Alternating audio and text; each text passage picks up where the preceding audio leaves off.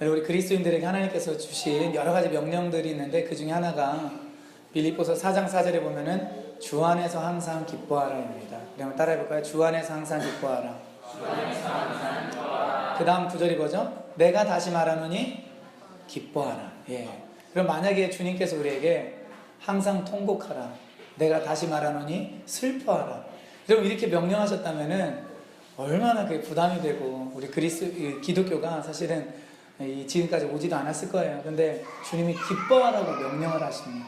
그것도 항상 주 안에서 기뻐하래요. 그래서 우리가 기뻐했으면 좋겠고, 특별히 우리 예배는요, 기뻐하는 시간이에요, 슬퍼하는 시간이에요? 기뻐하는 시간이죠. 그쵸? 주님을 누리는 시간입니까? 아니면 나의 잘못을 묵상하는 시간입니까? 주님을 누리는 시간이죠. 그래서 여러분들이 여기에 초점을 맞췄으면 좋겠어요. 어떤 예배가 이래야 되겠다는 어떤 그런 틀을 생각하는 것이 아니라 그냥 찬양이나 말씀이나 또 어떤 기도나 그 순간순간 우리에게 다가오시는 그 주님의 마음을 붙들고 주님을 기대하며 나가신다면 여러분 주님을 만날 수 있으실 거예요. 제가 맨 처음 섬겼던 그 교회에 미용실을 하시는 집사님 한 분이 있었는데, 제가 맨 처음 섬겼다고 하면은 2000년도 전후입니다. 그 미용실 집사님의 특기 중에 하나가 염색하는 거였어요.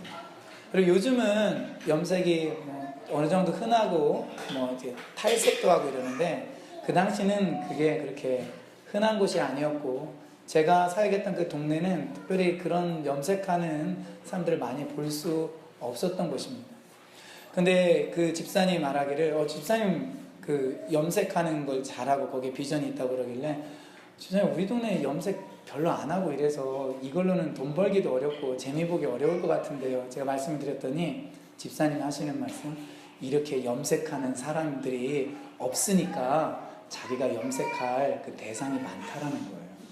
그런 얘기를 진짜 하시더라고요. 우리 책에서 읽어본 것 같은 그 말, 뭐죠?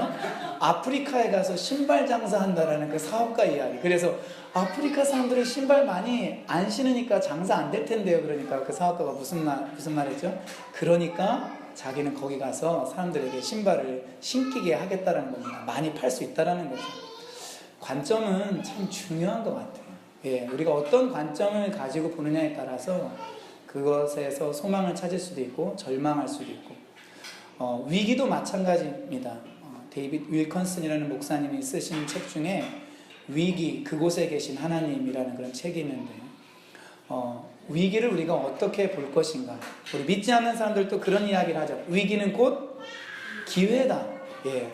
근데 우리 믿는 그리스도인들에게는 위기가 기회 맞는데 다른 기회입니다. 어떤 기회냐면은 그것은 하나님의 기회이고, 하나님의 영광을 볼 수 있는, 하나님의 사랑을 볼 수 있는 기회이고, 또 내 자신이 누구인지 알므로 나를 새롭게 할 수 있는 그런 기회입니다. 그렇기 때문에 오늘 우리가 좀 위기에 대해서 좀 새로운 마음을 가질 수 있기를 바라요. 오늘 저는 요단강 건너는 사건, 이스라엘 백성들이 약속의 땅 가기 전에 해야 될 일이 그 요단강을 건너는 일이었는데, 그 속에서 이스라엘 백성들이 겪었던 그런 일종의 위기라고 하면 위기일 수 있는 그 상황 속에서 하나님이 그들을 어떻게 인도하시는지, 그래서 그것이 하나님이 어떻게 하나님의 기회가 되는지 그것을 좀 나누고자 합니다. 우리 성경을 읽겠습니다. 여호수아 3장 1절에서 17절입니다. 여러분, 우리가 이 요단강을 건너는 이 장면들을 좀 구체적으로 이제 나눠가면서 좀 이전에 볼 수 없었던, 또 생각하지 못했던 그런 좀 은혜들을 경험할 수 있을 것 같아서 제가 개인적으로 기대가 됩니다. 자, 우리가 위기 속에서 어떻게 좀 하나님의 뜻대로 나아갈 수 있는지, 그래서 우리가 어떻게 하나님의 기회를 만들어 드릴 수 있는지 크게 세 가지로 여러분들과 같이 나누기를 원합니다.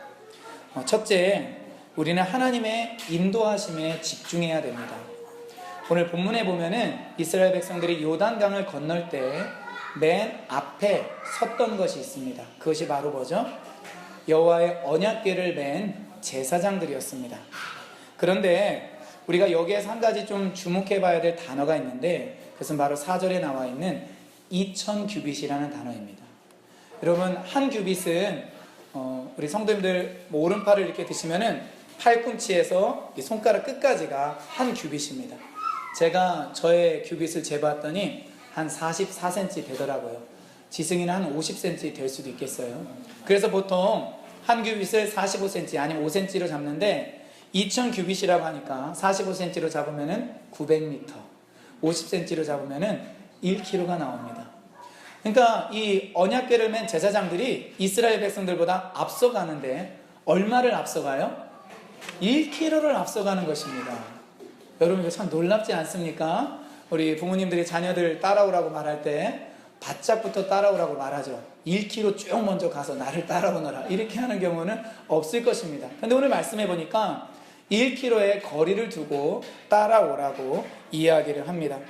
언약궤에 가까이 접근하면은 마치 안 되는 것처럼 그것에 가까이 하지 말라라는 그런 명령도 있습니다.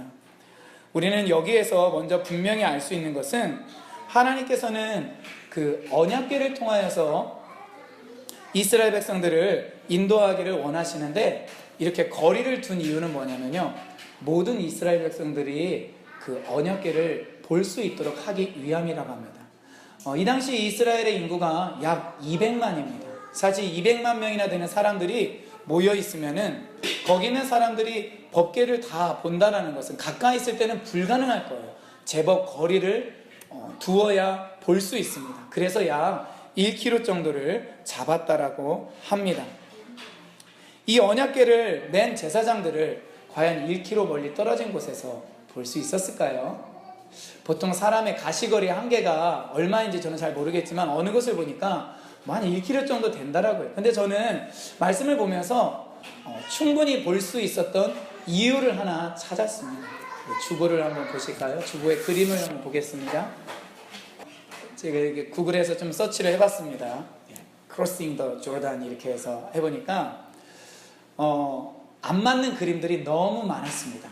자, 일단 대부분 어디에서 걸리냐면요, 이스라엘 백성들 건너는 주변에 물벽이 있는 것처럼 그렸는데 여러분 그런 그림들은 일단 다 틀립니다. 이건 좀 나중에 설명을 할게요. 여기에 보면은 제사장들이 맨 언약궤의 색깔이 무슨 색깔이죠?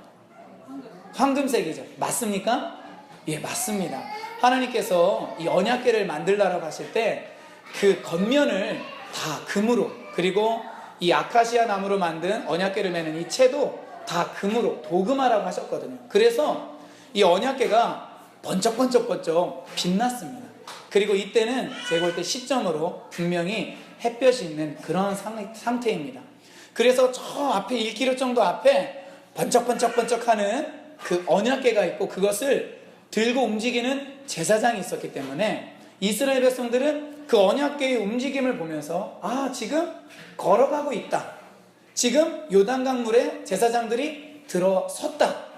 그리고 요단강물에 들어선 제사장들이 요단강 한가운데로 지금 더 움직이고 있다. 이것을 알았던 것입니다. 그러니까 이스라엘 백성들이 주목해야 될 것은 뭐예요? 바로 하나님의 언약궤였습니다. 그러니까 하나님의 언약궤가 어디로 움직이느냐, 그것을 보고서 그들은 따라가기만 하면 되었던 것입니다. 그래서 3절과 4절을 정리해 보면은 언약궤 뒤를 따르라, 너희가 행할 길을 알리라, 이렇게 되는 것입니다. 언약궤는 결국 무엇일까요? 바로 하나님입니다. 언약궤의 움직임이라는 것은 하나님의 움직임입니다. 그래서 이스라엘 백성들이 언약궤에 집중했던 것처럼 우리도 하나님의 움직임에 집중해야 됩니다. 그러면은 우리가 어디로 가야 되는지 반드시 알게 됩니다. 광야에서 이스라엘 백성들은 우리가 잘 아는 것처럼 낮에는 구름기둥, 밤에는 불기둥을 따라갔습니다. 그것이 하나님의 인도하심이었습니다. 그러나 요단강을 건너면 불기둥과 구름기둥이 있어요, 없어요? 없습니다. 이 하나님의 정말 가시적인 이스라엘 백성 전체 공동체 앞에서 마지막 그런 가시적인 인도하심이라면은 바로 오늘 본문에 나와 있는 이 언약궤가 되었던 것입니다. 그리고 하나님은요, 정말로 하나님의 백성들을 인도하기 원하세요. 그리고 하나님의 백성들을 인도하시면서 하나님의 백성들이 그 하나님을 따라가기를 정말로 원하십니다. 그래서 시편 32편 8절에 보면 어떤 말씀이 있냐면은 내가 너의 갈 길을 가르쳐 보이고 너를 주목하여 훈계하리로다. 우리 한번 따라해 볼까요? 내가 너의 갈 길을 가르쳐 보이고 너를 주목하여 훈계하리로다. 무슨 의미입니까? 하나님이 우리에게 가르쳐 주시지 않는 게 아니에요. 우리가 잠깐 하나님의 오묘한 뜻을 모를 때가 있습니다. 그러나 우리 성도님도 한번 생각해 보세요. 지나간 시간들을 내가 하나님의 뜻을 전혀 모르는 상태에서, 너무 어렵다 이런 상태에서 하나님이 나를 인도하신 경우가 더 많습니까? 아니면 대부분은 그래도 하나님이 나를 이쪽으로 인도하시는구나 그렇게 알고서 따라간 것이 더 많습니까? 그렇죠. 예. 저도 하나님이 나를 어디로 인도하시는지 잘 모르겠다 이런 거 있습니다. 그러나 뒤를 지나서 생각해 보면은요, 하나님이 나에게 갈 길을 가르쳐 주시고 그래 이 길이 하나님의 길이다 라고 알았던 것이 더 많습니다. 이것이 진리입니다. 하나님은 우리의 갈 길을 가르쳐 보이십니다. 그 다음에 하나님이 하시는 일이 뭐예요? 우리를 주목하는 거예요. 우리가 그 길로 가는지. 그리고 만약에 잘 가지 않는다면 그 다음에 하나님이 하시는 일이 뭐예요? 우리를 훈계하십니다. 그래서 우리가 하나님의 인도하심을 따라갈 수 있도록 우리를 그렇게 지도하신다라는 거예요. 우리 옆에 있는 분에게 한번 그렇게 자신 있게 당당하게 말해줍시다. 하나님은 당신의 길을 지도하십니다. 여러분, 그렇기 때문에 우리가 어떤 상황 속에서 무엇인가를 결정할 때 사람의 권면도 필요하고 다른 곳에서 얻는 정보도 필요하지만요, 진짜 우리가 집중해야 될 딱 한 가지가 있다면 바로 그 법궤의 움직임, 하나님의 움직임, 하나님의 인도하심, 그것입니다. 그것을 따라가면 틀림없습니다. 자, 또한 하나님께서 이 법궤의 인도함을 통해서 우리에게 말씀해 주기를 원하시는 것은요, 이것을 이스라엘 모든 백성들이 보았다라는 것입니다. 지도자만, 그러니까 여호수아가 가장 하나님이 세우신 위에 있는 지도자인데 여호수아나 아니면 그 밑에 있는 고관들만 본 것이 아닙니다. 1km 정도 거리를 두어서 모든 백성들을 하나님이 보게 하셨습니다. 자, 이것이 우리에게 보여주는 게 뭐예요? 하나님은요, 우리를 인도하실 때 개인적으로 인도하시지만 거의 대부분은 공동체 안에서 인도하십니다. 그렇죠? 가정이라는 공동체가 있죠. 교회라는 공동체가 있습니다. 그 속에서 우리는 하나님 앞에 인도함을 받고 나아가는데, 이때 하나님께서 원하시는 것은 모든 공동체 구성원들이, 지체들이, 가족 구성원들이 하나님이 우리를 이렇게 인도하시는구나, 이것을 보기를 원하시는 거예요. 자, 우리 뒤에서 정말로 이렇게 천사같이 놀고 있는 어린아이들도 있는데, 하나님은 그 어린아이들도 하나님의 인도하심을 보기를 원할까요? 원하지 않을까요?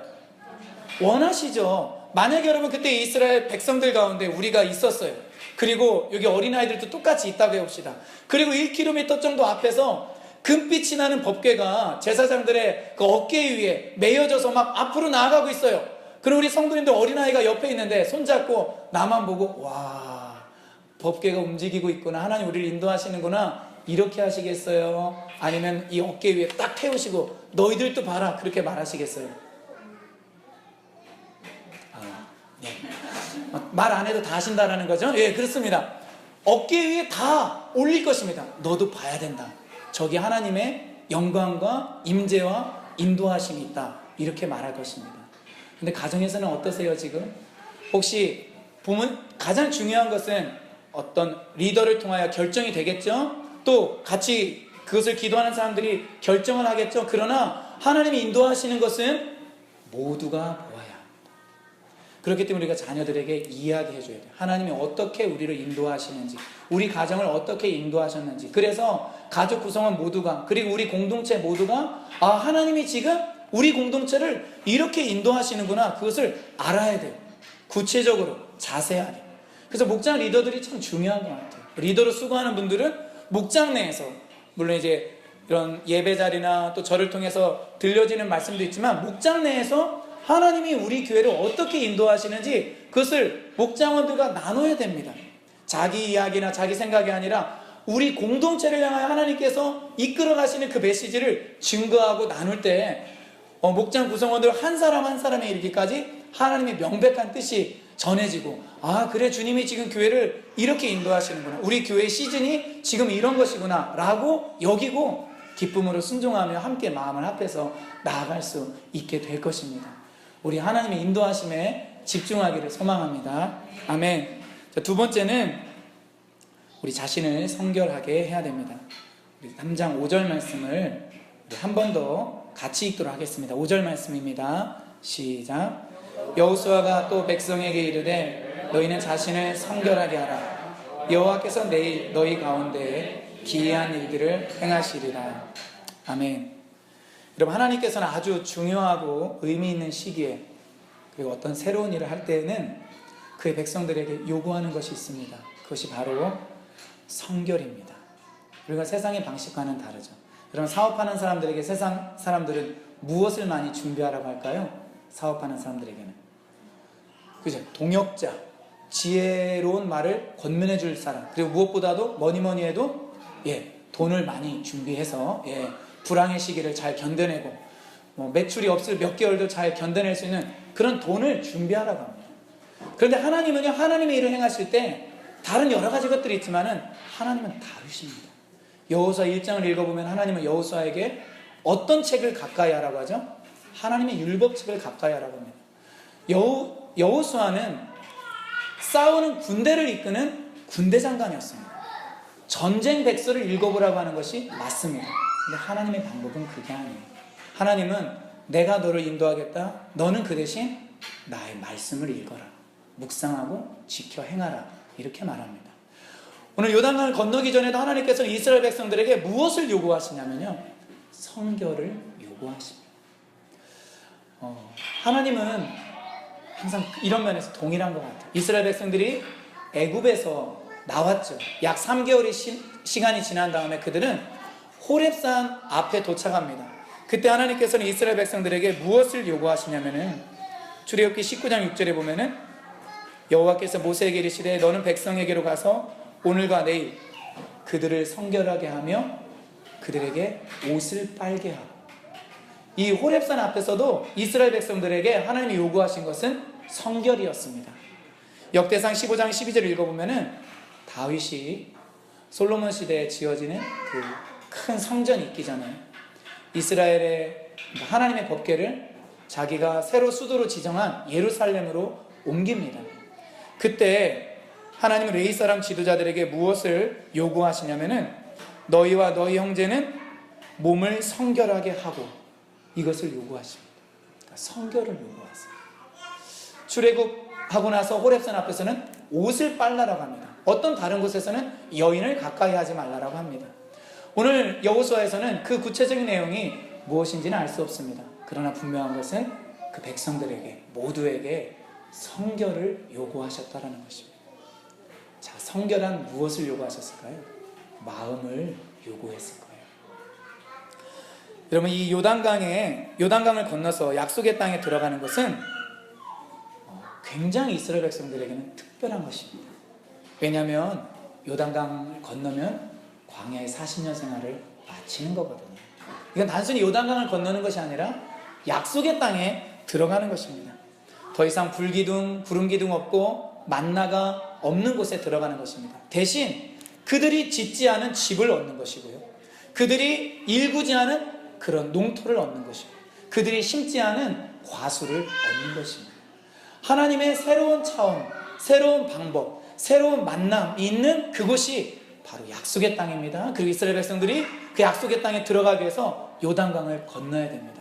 너무나 중요한 시점에서 하나님은 마음을 성결하게 하기를 원하십니다. 오늘 우리도 이런 새로운 일들을 하게 되죠. 직장을 새로 이제 구하시는 분들도 있는데, 직장을 새로 구하거나 어떤 의미 있는 일들을 내가 하게 되고, 어떤 새로운 만남을 갖게 되고, 어떤 새로운 시즌을 맞이하게 됩니다. 쉽게 생각해보면 우리는 매달 새로운 달을 맞고요, 그리고 매주마다 새로운 주를 맞이합니다. 그리고 매일매일 새로운 하루를 맞이합니다.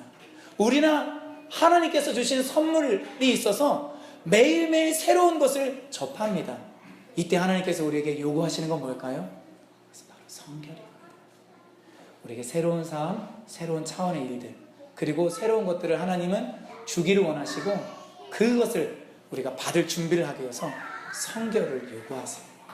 제가 어제 어떤 교회가 건물을 새로 사서 새로 성전 입당하는 예배에 참석하게 되었는데, 그때 설교를 하신 목사님이 간단하게 본인의 어머님 이야기를 하시더라고요. 무슨 얘기냐면은 그 어머님은 무슨 특별한 일만 있으면은 금식을 하셨대요. 그러니까 아들이 이제 목회자니까 뭐 아들과 관련된 일, 어떤 집안의 일들, 그리고 어떤 새로운 일들, 좀 중요한 일들만 있으면은 항상 금식을 하셨대요. 나이가 드셔서 연로하셔서 자녀들이 볼 때 금식하면은 목숨이 위태할 것 같은 그런 상황에서도 어머님은 금식을 하셨대요. 그 자녀들이 그것을 말릴 수는 없었다라고 합니다. 이런 가운데 만약에 주님, 제가 마음을 새롭게 하고는 싶은데 어떤 방법으로 마음을 새롭게 해야 될지 잘 모르겠습니다. 혹시 그런 질문이 있으시다면은 뭐 하시면 될까요? 금식하면 될 것 같아요. 제 생각에도 금식하면 일단 마음이 새로워질 것입니다. 몸은 조금 기운이 빠지고 어렵더라도 마음은 새로워질 줄 믿습니다. 그런데 우리 그리스도인들에게는 정말로 성결하게 해야 될 그 이유가 또 하나 있습니다. 바로 예수님의 재림을 앞두고 가져야 될 우리의 마음 자세입니다. 오늘 우리 점심 식사 후에 소그룹 나눔 시간에 데살로니가 교회에 대해서 우리가 배우게 되는데, 이 데살로니가전서 5장 23절에 보면 사도 바울이 그런 이야기를 해요. 그 재림 신앙이 있는 데살로니가 성도들을 향하여서 평강의 하나님이 친히 너희를 온전히 거룩하게 하시고 너희의 온 영과 혼과 몸이 우리 주 예수 그리스도께서 강림하실 때 흠없게 보존되기를 원하노라, 이런 이야기를 합니다. 그리고 우리가 예수 그리스도의 보혈로 그냥 깨끗해졌고 그것이 전부라고 한다면, 바울이 실제로 예수님이 재림하실 때 우리의 육체를, 우리의 혼을, 우리의 영을 거룩하게 깨끗하게 보존하라고 그렇게 이야기하지 않았을 것입니다. 우리 여기에서 바울이 우리에게 요구하는 그 두 가지 거룩을 우리가 알 수 있습니다. 지난주에 나눈 것처럼 예수 그리스도의 의와 보혈로 우리가 깨끗해진 것, 그러나 실제 우리 삶에 있어서 거룩, 성결, 그리고 흠없는 것, 바로 그것입니다. 여러분, 그것을 덧입는 사람이 주님이 다시 오실 때 주님의 신부로 들려지게 될 것이고 그 이름이 불려지게 될 것입니다. 그렇기 때문에 우리는 반드시 성결을 추구해야 됩니다. 마태복음 5장의 산상수훈에 보면은 팔복 중에 하나가 뭐가 있죠? 마음이 청결한 자는 복이 있나니 그들이 하나님을 볼 것이라고 말합니다. 하나님을 본다라는 것은 하나님이 하시는 일을 본다라는 거예요. 하나님을 본다라는 것은 하나님의 형상이신 예수 그리스도를 본다라는 것입니다. 여러분, 그러하기 때문에 주일날 예배 드리러 오실 때도요, 다른 것 필요하지만 먼저는 성결하게 하고 오셔야 돼요. 하나님과 나의 관계를 새롭게 하셔야 됩니다. 자백해야 될 죄가 있다면 자백하시고 준비하시고 예배당에서 하나님 앞에서 주님, 제가 거룩하신 주님을 만납니다. 오늘 예배 드리는 것이 내 삶에 있어서 요단강을 건너는 것과 같이 새로운 차원으로 들어가는 삶, 내 안에 새로운 일들이 일어나는 그런 일이 되기를 원합니다. 주님, 그래서 제가 이 중요한 일을 앞두고 주님의 말씀과 같이 제 자신을 성결하게 합니다. 주의 보혈로 나를 다시 한번 씻어주시고 주님의 영광과 얼굴을 보게 하소서. 여러분, 이렇게 기도하셔야 돼요. 할렐루야. 이렇게 기도하신 분 계시죠? 그런 분들이 예배 드릴 때마다 놀라운 주님의 은혜를 받습니다. 그러나 그냥 준비하지 않고 그냥 오면은요, 사단에게 공격당합니다. 왜냐하면 그 은혜라는 것은 너무나 값지고 귀한 것이기 때문에 사단은 원치 않거든요. 여러 가지 잡다한 생각 들게 하고 졸음이 오게 하고 그리고 그냥 내 방식대로 추구하도록 만듭니다. 여러분, 그렇게 해서는 하나님의 은혜를 경험할 수가 없어요. 내가 가지고 있는 그런 지식으로 하나님 앞에 나갈 수가 없는 것입니다. 하나님이 우리에게 허락하시는 그런 임재와 말씀과 그런 영적인 흐름 안에 우리가 들어가게 될 때, 여러분, 거기에서 하나님의 진짜 터치를 경험하게 됩니다. 그런 은혜를 날마다 예배 때마다 체험하시기를 주님의 이름으로 축원합니다. 자, 세 번째, 이런 위기 가운데 하나님의 기회를 경험하기 위해서는 믿음에서 나오는 용기와 순종이 필요합니다. 우리 한번 따라 볼까요? 믿음에서 나오는 용기와 순종. 오늘 우리가 3장을 읽었는데, 여러분, 이 3장에 나오는 그 200만 명의 사람들 중에서 누구에게 가장 용기가 필요했을까요? 제사장들에게 가장 용기가 저는 필요했을 거라고 생각합니다. 하나님의 명령을 받은 여호수아에 의해서 그 언약궤를 메고 요단강까지 막 가죠. 뒤에서 그것을 바라보는 200만 명의 사람이 있기 때문에 그때까지는 가슴 떨리고 또 언약궤를 메웠다는 것 자체가 사실은 이게 엄청난 특권이거든요. 이게요. 그 경외감이 없이는 할 수 없는 일입니다. 근데 거기까지는 괜찮은데 이들의 임무가 뭐냐? 요단강에 발을 들여놓는 것인데 홍해가 갈라졌을 때처럼 바다가 갈라진 다음에 건너는 것이 아니었어요. 어떤 상태에서 건너는 거였죠? 이 요단강 물이 아주 막 넘실넘실 될 때 그 강가에 이들의 발을 들여 놓아야 되는 것이었습니다. 여러분, 경사가 완만한 해수욕장은, 또 모래가 있는 해수욕장은 그 바닷물 속에 처음 들어가는 것이 겁나요? 겁나지 않아요? 또 겁나지 않습니다. 근데 여러분, 혹시 강물에 들어가 보신 적 있으세요? 제가 시골에 살았던 집에서 그렇게 멀지 않은 곳에 금강이 흐르고 있었습니다. 그래서 제가 종종 거기에 가서 조개를 잡거나 이렇게 해야 됐기 때문에 간 적이 있는데 강물은 조금 달라요. 예, 그 밑바닥이 고르지 않고 갑자기 경사가 있을 수도 있습니다. 그래서 사실은 조심스럽습니다.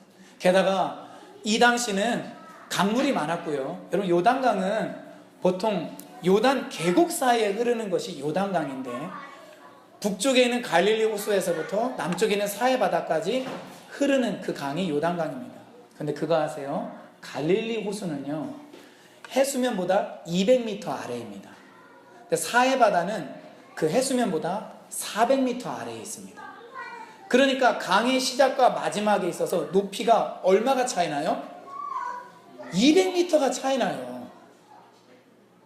우리나라는 이런 강이 없죠. 그래서 잘 조금 상상이 안 가실 거예요. 금강, 한강 가보세요. 그냥 그게 그겁니다. 그냥 평포짐하게 해서 그냥 흐르긴 흐르는데 강물이 흘러요. 요단강은 달라. 200m의 그 차이를 두고 흐릅니다.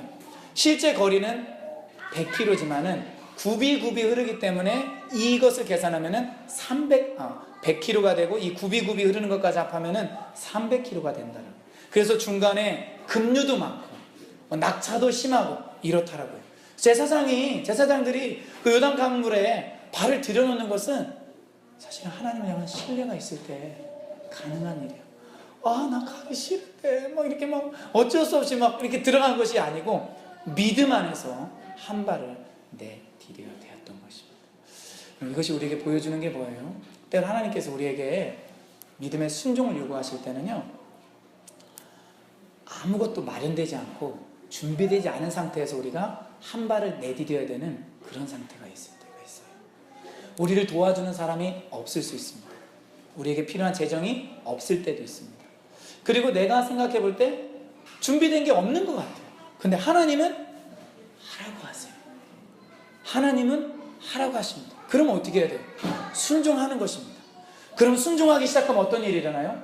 거기에서부터 변화가 일어납니다. 자, 어떤 변화가 일어났을까요? 제사장들이 발을 요단강물에 내디뎠을 때 엄청난 그 양과 유 속에 있는 요단강이 제사장 옆에 벽을 이루면서 홍해바다의 그 벽처럼 짜잔하고 섰을까요? 그 강물이? 아니에요. 여러분, 말씀을 우리가 17절까지 읽었는데 끝까지 다 읽어보면은 요단 강물이 멈춰선 것은 야곱이 형 에서를 만나기 전에 건넜던 강이 야복강, 기도했던 강이 야복강이죠. 그 야복강은 그 요단강 좀 약간 북쪽에 있는데 그 야복강 옆에 아담이라는 성읍이 있어요. 이 아담 성읍 근처에서 강물이 멈추었습니다. 근데 여리고에서 아담 성읍까지는 제가 이제 자료를 찾아보니까 어떤 곳은 22km, 25km, 어떤 곳은 30km라고 해요. 그러니까 거기에서 강물이 멈추기 시작했을 때 이스라엘 백성들은 어디서 강물이 멈췄는지 알 수 있을까요? 없을까요? 없었어요. 그리고 거기서부터 강물이 딱 끊어지기 시작했으면은 25km, 30km 떨어져 있는 그 제사장들이 있는 그곳에 강물이 순식간에 멈췄을까요? 아니요.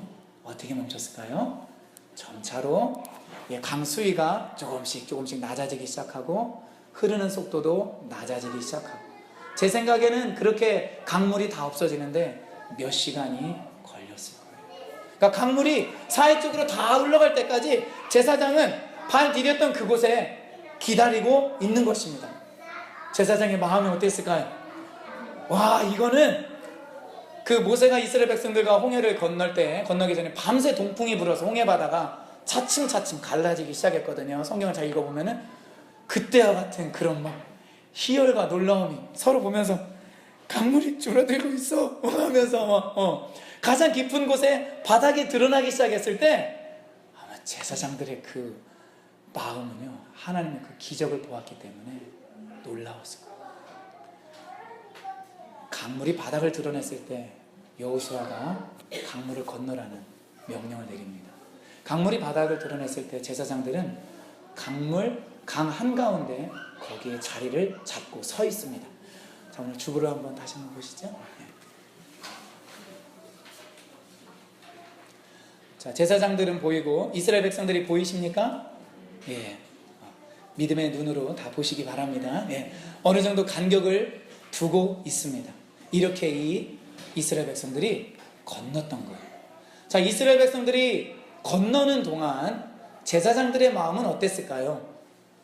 물이 어디에서 그쳤는지 모르겠지만은 막 하나님의 놀라운 기적으로 인해서 막 감동도 있었지만 저 같았으면은 나도 건너고 싶다, 얼른. 이스라엘 백성들 꽁무니 따라서 나도 얼른 건너고 싶다, 이런 생각을 가졌을 거예요. 근데 이스라엘 백성들이 다 건널 때까지 제사장은 그 강의 한가운데 있어야 됐고요. 그리고 또 하나 4장을 읽어보면은요, 이스라엘 백성들이 다 건넌 다음에 각 지파별로 대표를 한 명씩 뽑습니다. 그리고 대표를 뽑아서 제사장들이 서 있는 그곳에 들어가라고 합니다. 그리고 제사장 주변에서 큰 돌을 하나씩, 그 지파의 대표가 된 사람들이 하나씩 가져옵니다. 나중에 기념비로 세우기 위해서 그런 거예요. 그래서 그것을 이 지파의 대표들이 그 큰 돌을 찾을 때까지 제사장은 또 거기 있었어야 됐습니다. 뭐 물건 같은 거 찾고 할 때 빨리 하는 사람도 있지만 느그정 하는 사람도 있죠. 집었다가 놨다가 집었다가 놨다가. 그럼 제사장이 옆에 있다가 발로 차면 야 빨리 가라고 이랬을지도 모르겠어요. 우리 후다닥 나가고 싶다고. 예. 제사장에게 필요했던 거는 하나님 향한 신뢰 속에서 믿음 안에서 나오는 그 용기와 순종이었습니다. 성도님들 궁금하시죠? 왜 22km, 25km 아니면 30km 떨어진 그 아담 그곳에서 물이 멈추게 했을까요? 하나님께서는 강물을 왜 거기서 멈추게 하셨을까요? 전 너무 궁금해요. 예. 궁금하면 뭘 찾아봐야 되죠?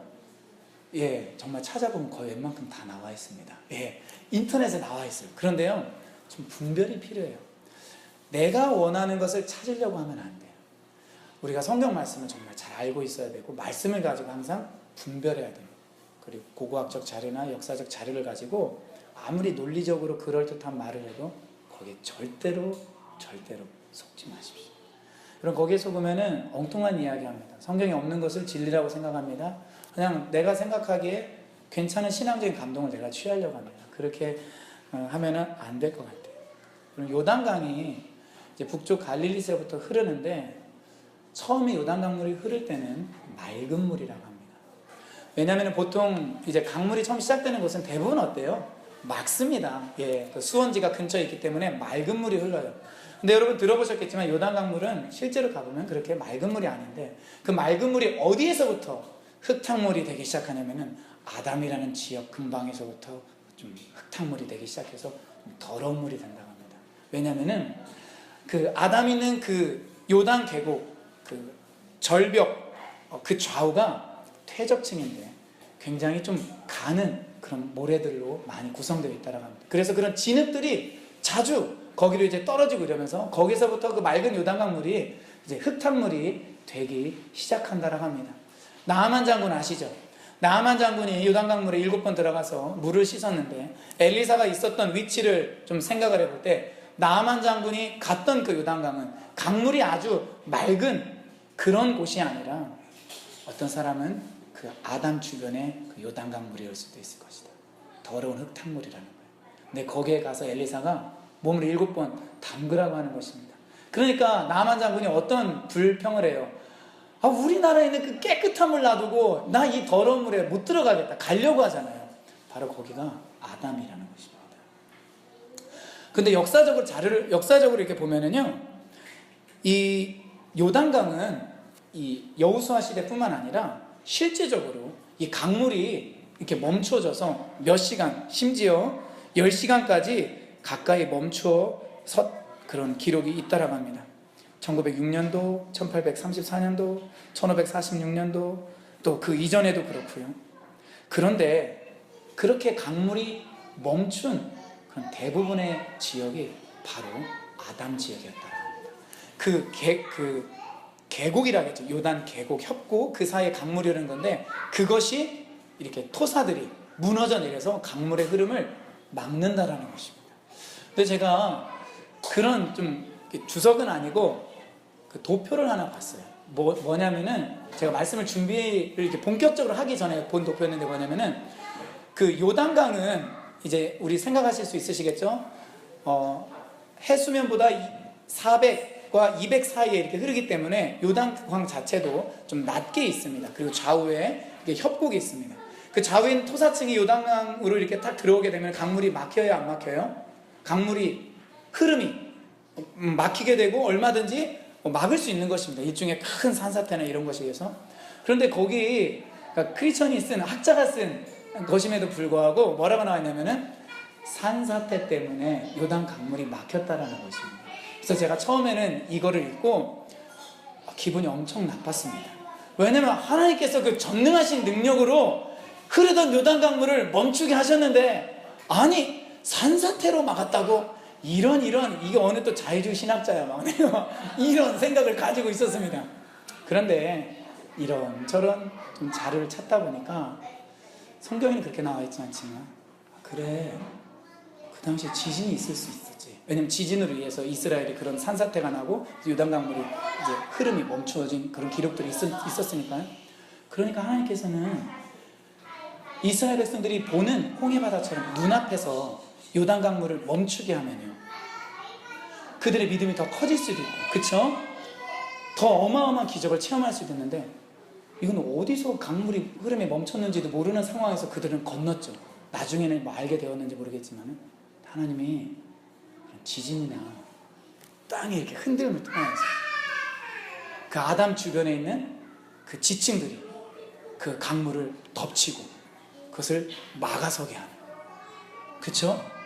왜 이스라엘 백성들과 그렇게 몇십 킬로 떨어져 있어야 됐죠? 그들의 안전을 위해서, 그들을 보호하기 위해서. 그것도 가능하겠다는 생각이 들더라고요. 그러니까 하나님은 홍해바다처럼, 홍해바다도 사실은 하나님이 말씀으로 가르셨는데 뭘 이용해서 홍해바다를 가르시죠? 동풍이에요. 동풍.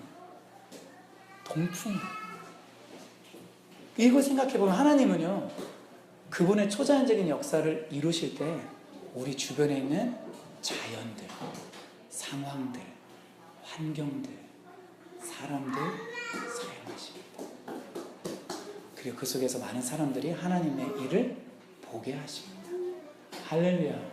여러분, 우리 하나님은 정말 얼마나 멋있는 분인지 모르겠어요. 제가 지금 말하려고 하는 것은 하나님이 지진으로 아담 지역을 막 흔들어서 이거 아니에요. 예, 이게 아니고, 그럴 수도 있고 그렇다 하더라도 그 하나님은 너무나 멋진 놀라우신 하나님이라는 것입니다.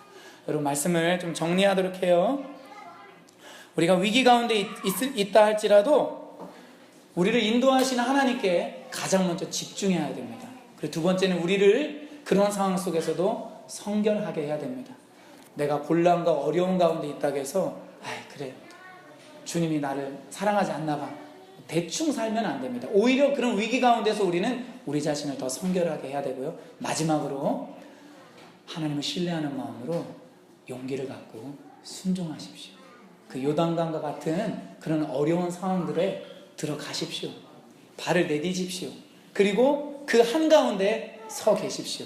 얼마 동안? 꽤 오랫동안. 이스라엘 백성들의 인원수가 많았기 때문에 상당히 오래, 어떤 학자들은 반나절 동안 건넜다고도 해요. 그러니까 강물이 멈추는데도 몇 시간이 걸렸고 이스라엘 백성들이 건너는데도 몇 시간이 걸렸습니다. 그런 위기 가운데, 그 한가운데 계십시오. 주님의 영광을 볼 것입니다. 주님 행하신 일을 볼 것입니다. 하나님은 어떠한 분이신지 반드시 체험하게 될 것입니다. 위기, 그곳에 계신 하나님, 하나님의 기회가 되는 그 위기 속에서 정말 놀라운 일을 체험하는 저와 여러분들 되기를 축원합니다. 아멘. 자리에서 일어나서 우리 기도합시다.